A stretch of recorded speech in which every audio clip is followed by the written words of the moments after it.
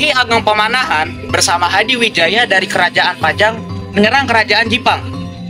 Atas jasa dari Ki Ageng Pamanahan tersebut, Ki Ageng Pamanahan mendapatkan jatah daerah di Hutan Mentawai yang sekarang merupakan kota gede Yogyakarta. Di sana, Ki Ageng Pamanahan membangun sebuah desa. Ia membangun desa tersebut menjadi sejahtera dan makmur. Saat beliau wafat, Danang Sutawijaya yang merupakan putra dari Ki Ageng Pamanahan meneruskan perjuangannya dalam membangun desa tersebut. Pada saat desa tersebut sedang diasuh atau diurus oleh Danang Sutawijaya, Danang Sutawijaya memutuskan untuk melakukan pemberontakan kepada Kerajaan Pajang yang saat itu masih dipimpin oleh Hadiwijaya yang dulunya sempat bekerja sama dengan Ki Ageng Pamanahan atau ayah dari Danang Sutawijaya.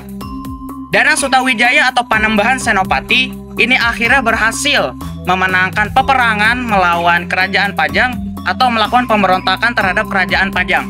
Setelah hal tersebut terjadi, ia mengembangkan daerahnya tersebut menjadi sebuah kerajaan.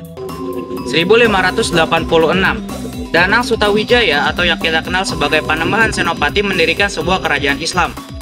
Kerajaan Islam ini nanti akan kita kenal sebagai Mataram Islam.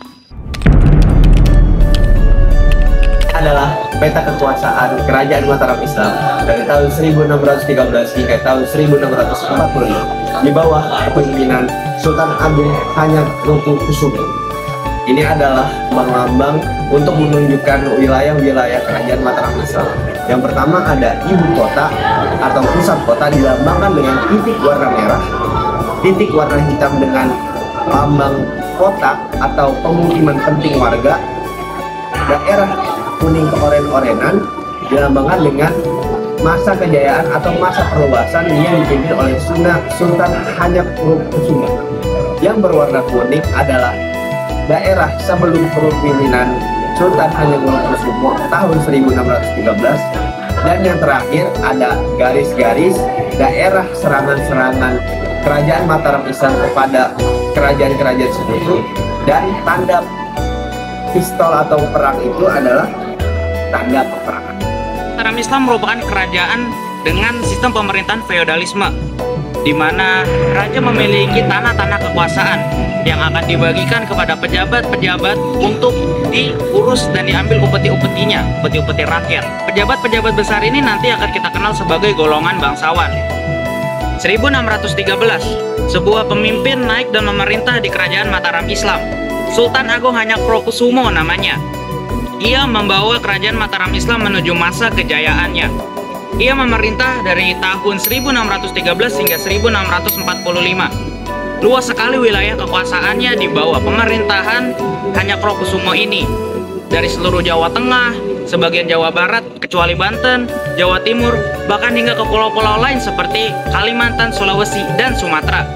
Ia adalah tokoh yang sangat menentang VOC. Bahkan ia menyerang 2 kali ke Batavia untuk menyerang VOC pada tahun 1628 dan 1629. Tetapi setelah pemerintahan Sultan Agung Hanyakrokusumo, Mataram Islam mengalami penurunan. Bahkan ia malah bekerja sama dengan VOC, yang padahal Sultan Agung Hanyakrokusumo sangat menentang VOC. Bahkan VOC sampai campur tangan terhadap pemilihan raja. VOC pun bisa memilih mana raja yang mendukung VOC dan mana raja yang bertentangan dengan VOC. Akhirnya pada masa Pakubuwana III yang merupakan raja yang mendukung VOC, akhirnya melakukan perjanjian dengan VOC, yaitu Perjanjian Giyanti pada tanggal 13 Februari 1755. Perjanjian itu membagi kerajaan ini menjadi 2, yaitu Kasunanan Surakarta dan Kesultanan Yogyakarta. Wilayah kesultanan ini terdiri dari beberapa jenis. Yang pertama adalah Kutagara yang merupakan ibu kota. Yang kedua adalah Nagaragung seperti wilayah Jabodetabek atau daerah-daerah yang mengelilingi dari ibu kota tersebut. Selanjutnya adalah Nagaragung. Selanjutnya adalah Mancanegara, Pesisiran, dan beberapa kerajaan vasal. Kerajaan Mataram Islam pusatnya yang berada di Kota Gede, Yogyakarta. Lokasinya yang berada di daerah pedalaman, membuat kerajaan ini menggantungkan ekonominya terhadap hasil pertanian. Sementara di daerah pesisir pantai, wilayah dikuasai Kerajaan Mataram Islam tidak dilepaskan. Mataram melakukan penaklukan terhadap beberapa kerajaan Jawa Barat dan Jawa Timur dengan hanya mengandalkan pertanian. Perekonomian Kerajaan Mataram Islam dapat berkembang pesat karena adanya penarikan upeti.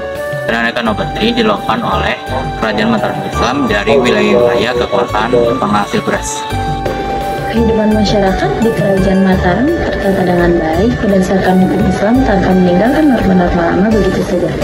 Dalam pemerintah, Kerajaan Mataram Islam, raja merupakan pemegang kekuasaan tertinggi, kemudian diikuti oleh sejumlah pejabat kerajaan di bidang keagamaan, terdapat penghulu, khatib, naib, dan surantana yang bertugas memimpin upacara-upacara keagamaan.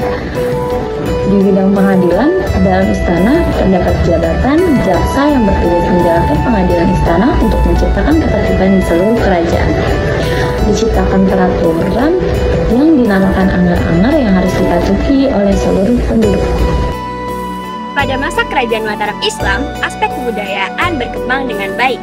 Perkembangan ini dapat diketahui dari seni tari, seni suara, seni pahat, seni sastra, dan sebagainya. Salah satunya adalah munculnya kebudayaan kejawen, yakni kebudayaan yang perpaduan antara agama Islam, Hindu-Buddha, dan animisme dinamisme. Pada masa ini juga mulai diperkenalkan upacara gerbek yang bersumber pada pemujaan roh nenek moyang. Selanjutnya, pada masa ini juga mulai dilakukan penanggalan Jawa berdasarkan tarikh Islam atau Hijriah. Selain itu, ada juga bentuk peninggalan yang erat kaitannya dengan Kerajaan Mataram Islam, yakni Masjid Kota Gede Yogyakarta. Masjid ini merupakan masjid yang memiliki nilai sejarah yang kuat, karena masjid ini didirikan pada zaman Kerajaan Mataram Islam pada tahun 1640 oleh Sultan Agung bersama para penduduk setempat yang pada awalnya beragama Hindu dan Buddha. Adapun faktor kehancuran Mataram Islam yang pertama adalah perpecahan internal, di mana anggota keluarga saling ingin merebutkan kekuasaan. Kedua adalah perjanjian Giyanti pada tahun 1755, di mana perjanjian ini membuat Mataram Islam terbagi menjadi dua, yaitu menjadi Surakarta dan juga Yogyakarta. Faktor yang ketiga adalah campur tangan kolonial Belanda yang mengakibatkan memperburuk keadaan. Dan yang keempat adalah perlawanan serta pemberontakan lokal yang mengakibatkan melemahnya struktur kerajaan dan juga menghabiskan sumber daya. Faktor-faktor yang sudah disebutkan secara bertahap menghancurkan Mataram Islam.